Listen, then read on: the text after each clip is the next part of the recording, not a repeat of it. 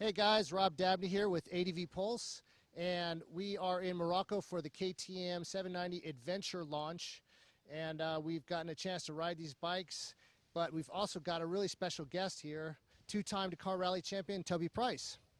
So as you may know, he won the race with a broken wrist, so we wanted to get the full scoop on that.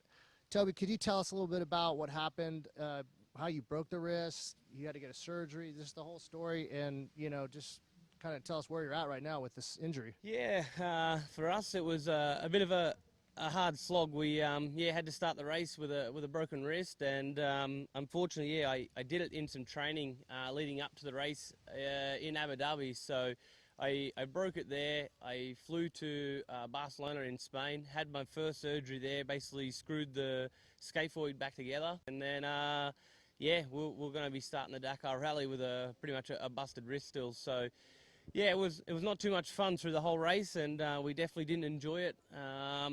Every day was just getting harder and harder, and as it turned out, we were able to get another win. But then, as soon as I got home, I knew I was in for another surgery. So, been in a second time already. Had the screw replaced. Had a bone graft from the hip. Put it all back together, and now I'm in this brace for another probably couple of months, and we'll see how it all goes from there. But best result ever, and I'm stoked that I went and actually had an attempt at racing, and I definitely didn't think that was going to come from the end of it. Do you think that maybe taking a conservative approach helped this year with the really difficult terrain for this Dakar? Yeah, for sure. I think it definitely helped a lot to make sure we survived through the race. So it was really tough conditions, just all the sand dunes and all the drop-offs and everything. So I couldn't afford to drop off anything big myself. So I really had to take a bit of a conservative look at the race, and some other guys made some mistakes and some other things happened and went wrong, and it just kind of worked in our favor and was all pretty good. And so at what point did you feel like, hey, maybe I could win this thing?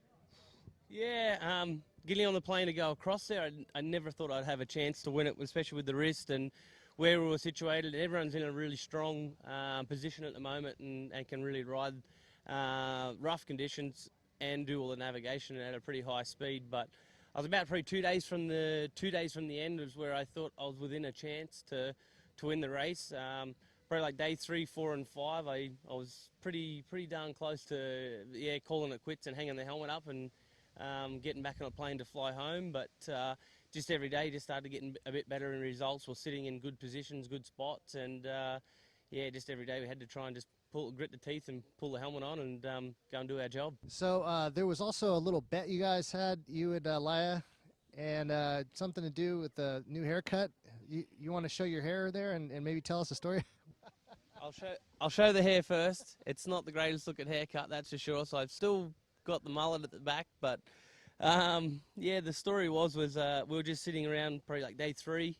We just wanted to have a little bit of a joke, and between me and Lyra, she goes, when are you ever going to cut the mullet off and trim the hair and stuff? And I was like, look, it's never going to happen. It's like my trademark now, and I'm known for it, and I've had this for nearly 3 years now, and I said it's pretty much my longest relationship I've had. So I'm not really going to do it. And she goes, well, if I finish in the top 15, like, let's make a bet. Like, if I can finish in the top 15, will you let me cut the mullet off? I know Lyra's, she's a badass. Like, I pretty much knew she could. It was definitely possible for her to be in top 15, but I tried to do my mathematics skills where she was situated. She was like 25th, 26th, and we were day 3. So I was like, we've still got 7 days to go. If one person a day drops out in front, like she's going to be inside the top 20, but I think I should be safe. But then also I was kind of like banking on, my wrist was going to give way, and I was going to be back on a plane heading home to Australia anyway, so I was going to be like 14,000 kilometres from her to shave my head. Then, as it worked out, I won the race.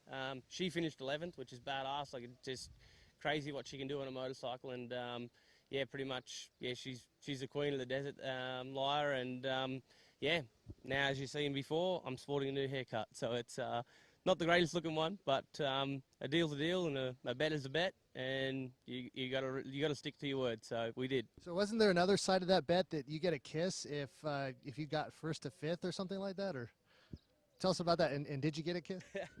So that was the other part of the bet too. So I was like, well, if you're making a bet, I need to have a bet, and I just said to her, if I can finish inside the top 5, yeah, I get to have a 5-second kiss with you. And she signed up to the deal, said, yep, it's all good, no problem. And hit Spanish news, and it was taking off like wildfire. And we just said it was a bit of a joke to start with. And yeah, and at the end there, I did get my kiss, but I got my kiss on a hand. So I was a gentleman. I was a gentleman, and yeah, she's got a boyfriend, so which is fair enough. It's no problem. And yeah, but in saying that, after that bet had came out, I think it was 2 days later, he actually booked a flight to come to the final night of the presentation. So I wasn't in no place to have any barneys or any fights. So I had to play it safe. But no, she's a queen, and pretty rad to what she does. So it was good banter, good joke, and good laugh. And yeah, we just never expected it to take off like it did.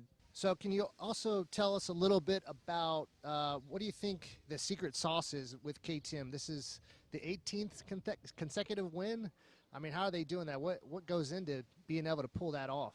It's a good question. For sure, like the motorcycle is the main part for us. We've got a very strong and reliable bike that's underneath us, and then besides that, yeah, it's a team and the people we have around us. It's yeah, the guys know how to function and do the things that they need to do for the race, and everyone knows their place and knows their job and knows their role, and they don't ask questions. They get in and get it done every day. And if someone's lagging behind of trying to get a bike finished or anything like that, they all jump in and help each other out. So it's a big team effort, and I think that's the biggest part to it. And yeah, besides the motorcycle, it's just yeah, the KTM wants to win, and to have that 18 record win, it's I think a record that'll never be broken.